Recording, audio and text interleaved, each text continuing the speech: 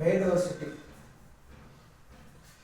ಜೀವ ವೈವಿಧ್ಯ ಎಂಬ ಪರಿಕಲ್ಪನೆ ಮೊದಲ ಬಾರಿಗೆ 1987ರಲ್ಲಿ ವಾಲ್ಟರ್ ಮತ್ತು ರೋಸನ್ ಅವರು ಪರಿಚಯಿಸಿದ್ರು.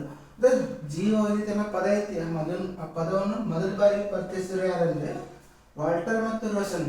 ಯಾವಾಗ? 1987ರಲ್ಲಿ. 1987ರಲ್ಲಿ ಸಿಂಪಲ್ ವಾಲ್ಟರ್ ಮತ್ತು ರೋಸನ್ ಅದರಲ್ಲ, ಅವ್ರೇನ್ ಮಾಡ್ತಾರೆ, ಜೀವ ವೈವಿಧ್ಯ ಎಂಬ ಪರಿಕಲ್ಪನೆ ಅವರು ಜಾರಿಗೆ ತಂದ್ರು ಅಂತ ಹೇಳ್ಬೋದು. ಜೀವಿಗಳ ವೈವಿಧ್ಯ ಸಂಕ್ಷಿಪ್ತ ಪದದಿಂದ ರೂಪ ತಾಳಿದಂತ ಹೇಳ್ಬೋದು.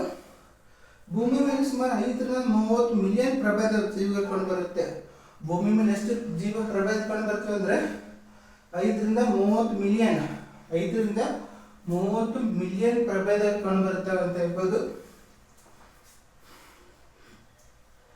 ಇವುಗಳಲ್ಲಿ 1.7 ಮಿಲಿಯನ್ ಜೀವಿಗಳು ವೈಜ್ಞಾನಿಕವಾಗಿ ಹೆಸರಿಸಿ ವಿವರಣೆ ಮಾಡಲಾಗಿದೆ. ಅದು ಹೆಸರಿಸಿ ಅಂದ್ರೆ 5ರಿಂದ 30 ಮಿಲಿಯನ್ ಪ್ರಭೇದ ಕಂಡು ಬರ್ತಂತ ಹೇಳಿಲ್ಲ. ಅದರಲ್ಲಿ 1.7 ಮಿಲಿಯನ್ ಜೀವಿಗಳನ್ನು ಅದರ ವೈಜ್ಞಾನಿಕ ಹೆಸರು ಕೊಟ್ಟು, ಎಲ್ಲ ಕೆಲವೊಂದು ಜೀವಿಗಳ ಹೆಸರು ಕೊಟ್ಟು ಅವಕ್ಕೆ ಎಕ್ಸ್ಪ್ಲೇನ್ ಮಾಡಲಾಗಿದೆ ಅಂತ ಹೇಳ್ಬೋದು.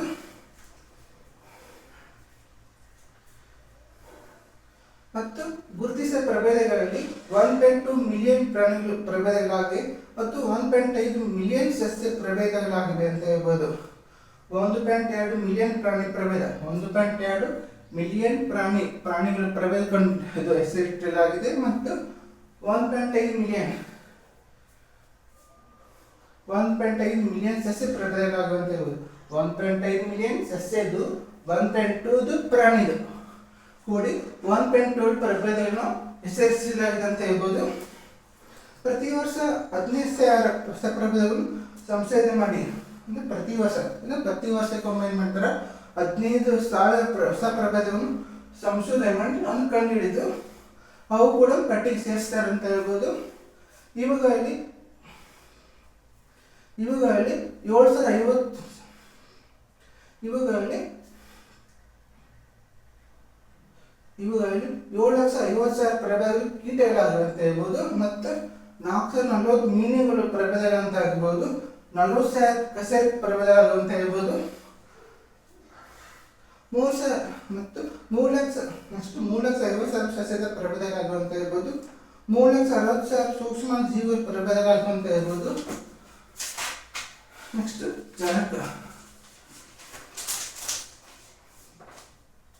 ಚರಕ ಕ್ರಿಸ್ತಪೂರ್ವ 600. ಚರಕನ ಕೃಷಿಕ ಯಾವಾಗ ಕ್ರಿಸ್ತಪೂರ್ವ 6ನೇ ಕಾಲದಲ್ಲಿತ್ತು ಅಂತ ಹೇಳ್ಬೋದು. ಭಾರತ ಪ್ರಾಚೀನ ಋಷಿಗಳೊಬ್ಬನಾಗಿ ಆಯುರ್ವೇದಿಕ್ ಪಿತಾಮಹನೆಂದು ಖ್ಯಾತನಾದ. ಯಾರು? ಚರಕ. ಇವನು ತನ್ನ ಚರಕ ಸಂಹಿತೆ ಎಂಬ ಗ್ರಂಥದಲ್ಲಿ, ಚರಕ ಸಂಹಿತೆ ಎಂಬ ಗ್ರಂಥದಲ್ಲಿ ಸುಮಾರು 340 ವಿಧದ ಸಸ್ಯಗಳು ಹಾಗೂ 200 ವಿಧದ ಪ್ರಾಣಿ ಪಟ್ಟಿ ಮಾಡ್ತಾನೆ. ಅವನ ಗ್ರಂಥ ಯಾವುದು? ಚರಕ ಸಂಹಿತೆದೊಳಗ ಸುಮಾರು 340 ವಿಧದ ಸಸ್ಯಗಳು, 340 ಪ್ಲಾಂಟ್ಸ್ ಮತ್ತು 200 ವಿಧದ ಪ್ರಾಣಿಗಳು ಮತ್ತು 200 ವಿಧದ ಪ್ರಾಣಿಗಳನ್ನು ಏನು ಮಾಡ್ತಾನೆ, ಪಟ್ಟಿ ಮಾಡ್ತಾನೆ ಅಂತ ಹೇಳ್ಬೋದು. ಇದನ್ನು ಚರಕ ಸಂಹಿತೆಯಲ್ಲಿ ಭೂರ್ಣಾವ್ ಗರ್ಭದ ಹಂತವಾಗಿ ಬೆಳೀತಾ ಎಂಬುದು ವರ್ಣನೆ ಇದೆ ಅಂತ ಹೇಳ್ಬೋದು. ಇದು ಆಧುನಿಕ ವೈದ್ಯಕೀಯ ಇವರನ್ನು ಉಳಿದು ಉಷ್ಣಕಾಲ ಸಂಗೀತ ಇದೆ ಅಂತ ಹೇಳ್ಬೋದು. ಅಷ್ಟು ಪರಾಸರ ಕ್ರಿಸ್ತಪೂರ್ವ 100. ಭಾರತ ಪ್ರಾಚೀನ ಕಾಲದ ಮುನಿಗಳಲ್ಲೊಬ್ಬರಾದ ಪರಾಸರ ಮುನಿಗಳು ತಮ್ಮ ವೃಕ್ಷ ಆಯುರ್ವೇದ ಎಂಬ ಗ್ರಂಥದಲ್ಲಿ ಸಸ್ಯಗಳನ್ನು ಹೂವಿನ ಗುಣಲಕ್ಷಣ ಅದರ ಮೇಲೆ ವಿಂಗಡಿಸಿದ್ದಾರೆ. ಪರಾಸರ ಮುನಿಯದನ, ಆ ಮುನಿಯದ ಗ್ರಂಥ ಯಾವುದು? ವೃಕ್ಷ ಆಯುರ್ವೇದ ಎಂಬ ಗ್ರಂಥ. ಆ ಗ್ರಂಥದಲ್ಲಿ ಸಸ್ಯಗಳನ್ನು ಹೂವಿನ ಗುಣಲಕ್ಷಣ ಅದರ ಮೇಲೆ ವಿಂಗಡಿಸಿದ್ದಾರೆ. ಸಸ್ಯಗಳನ್ನು ಹೂವಿನ ಗುಣಲಕ್ಷಣ ಕಂಪೇರ್ ಮಾಡಿ ಅದನ್ನು ವಿಂಗಡಿಸಿದ ಅಂತ ಹೇಳ್ಬೋದು. ಇದು ಆಧುನಿಕ ವರ್ಗೀಕರಣವನ್ನು ಬಹುತೇಕ ಹೋಲುತ್ತಿದೆ. ಹಾಗೂ ಇವರು ರೈತರಿಗೆ ಕೃಷಿ ಪರಸಮ ಗ್ರಂಥ ಬರೆದ ಅಂತ ಹೇಳ್ಬೋದು. ಇಷ್ಟು ಅರಿಸ್ಟಾಟಲ್ ಕ್ರಿಸ್ತಪೂರ್ವ 384 322. ಅರಿಸ್ಟಾಟಲ್ ಕ್ರಿಸ್ತಪೂರ್ವ 384 322 ಕಾಲದಲ್ಲಿ ಅವನು ಇದ್ದಂತ ಹೇಳ್ಬೋದು. ಗ್ರೀಕ್ ಶ್ರೇಷ್ಠ ತತ್ವಜ್ಞಾನಿ ಮತ್ತು ಜೀವಶಾಸ್ತ್ರಜ್ಞನಾದ ಅರಿಸ್ಟಾಟಲ್ ಜೀವ ಕುರಿತು ಅಧ್ಯಯನ ಮಾಡಲು ನಿಶ್ಚಿತ ಶೋಧನೆಗಳನ್ನು ಅನುಸರಿಸಿದಂತ ಹೇಳ್ಬೋದು.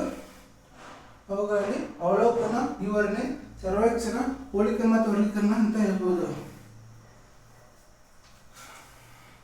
ಅರಿಸ್ಟಾಟಲ್ ಅದನ್ನಲ್ಲ, ಅವನು ಏನ್ ಮಾಡ್ತಾನೆ, ಅವನು ಕ್ರಿಸ್ತಪೂರ್ವ 384 322 ಕಾಲದಲ್ಲಿ ಇದ್ದ ಅಂತ ಹೇಳ್ಬೋದು. ಅವನು ಏನ್ ಮಾಡ್ತಾನೆ, ಅವನು ಗ್ರೀಕ್ ದೇಶದ ಶ್ರೇಷ್ಠ ತತ್ವಜ್ಞಾನಿ ಮತ್ತು ಜೀವಶಾಸ್ತ್ರಜ್ಞ ಅರಿಸ್ಟಾಟಲ್ ಜೀವಗಳ ಕುರಿತು ಅಧ್ಯಯನ ಮಾಡಲು ಜೀವಗಳ ಕುರಿತು ಅಧ್ಯಯನ ಮಾಡಲು ನಿರ್ದಿಷ್ಟ ಶೋಧನಾ ಕಾರ್ಯವನ್ನು ಅನುಸರಿಸಿದಂತ ಹೇಳ್ಬೋದು. ಮುಖ್ಯವಾಗಿ ಅವಲೋಕನ ಮಾಡ್ತಾನ, ವಿವರಣೆ ಕೊಡ್ತಾನ, ಮತ್ತು ಸಂರಕ್ಷಣ ಮತ್ತು ಹೋಲಿಕೆ ಮಾಡ್ತಾನೆ, ಮತ್ತು ವರ್ಗೀಕರಣ ಅದ್ರಾಗ ವರ್ಗೀಕರಣ ಎಲ್ಲ ಮಾಡ್ತಾನೆ ಅಂತ ಹೇಳ್ಬೋದು. ಅಷ್ಟು ಜಾಣರೆ 1627 ಜಾಣರೆ ಇವನು 1627 ಇವರು ಪ್ರಭೇದಮ ಶಬ್ದ ಮೊದಲ ಬಾರಿ ಬಳಸಿದ್ರು. ಪ್ರಭೇದಮ ಪದ ಐತಿಲ್ಲ, ಪ್ರಭೇದಮ ಪದವನ್ನು ಮೊದಲ ಬಾರಿ ಬಳಸಿದ್ರು ಜಾಣರೆ ನೆನಪಿಟ್ಟುಕೋಬೇಕು.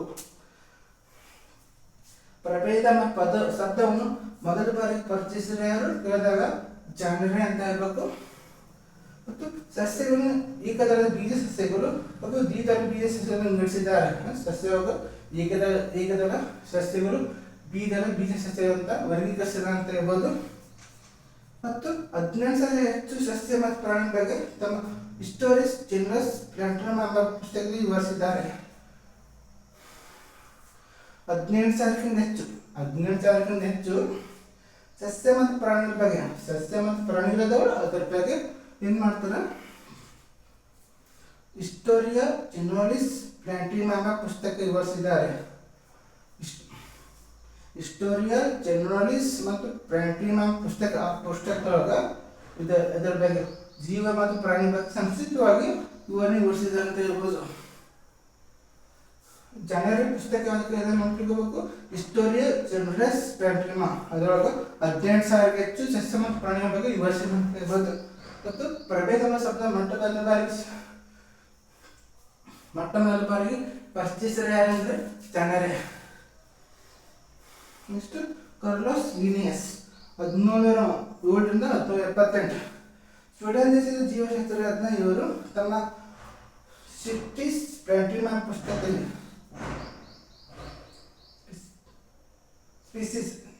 ಸ್ಪೀಸಿಸ್ ಪ್ಲಾಂಟಮ್ ಪುಸ್ತಕದಲ್ಲಿ 6,000 ಸಸ್ಯ ಪ್ರಭೇದ ದಾಖಲಿಸಿದ್ದಾರೆ. ಮತ್ತು ಸಿಸ್ಟಮ್ಯಾನ್ ನೆಸ್ಟರೆ ಎಂಬ ಪುಸ್ತಕದಲ್ಲಿ 4,400 ಪ್ರಾಣಿ ಪ್ರಭೇದಗಳನ್ನು ಮತ್ತು 7,100 ಸಸ್ಯ ಪ್ರಭೇದ ವರ್ಗೀಕರಿಸಿದ್ದಾರೆ ಅಂತ ಹೇಳ್ಬೋದು. ಮತ್ತು ನಾಮಕರಣ ಅಂತ ಹೇಳ್ಬೋದು. ನೆಕ್ಸ್ಟ್ ಜೀವ ಮತ್ತು ನಿರ್ಜೀವ ನಡುವಿನ ವ್ಯತ್ಯಾಸ.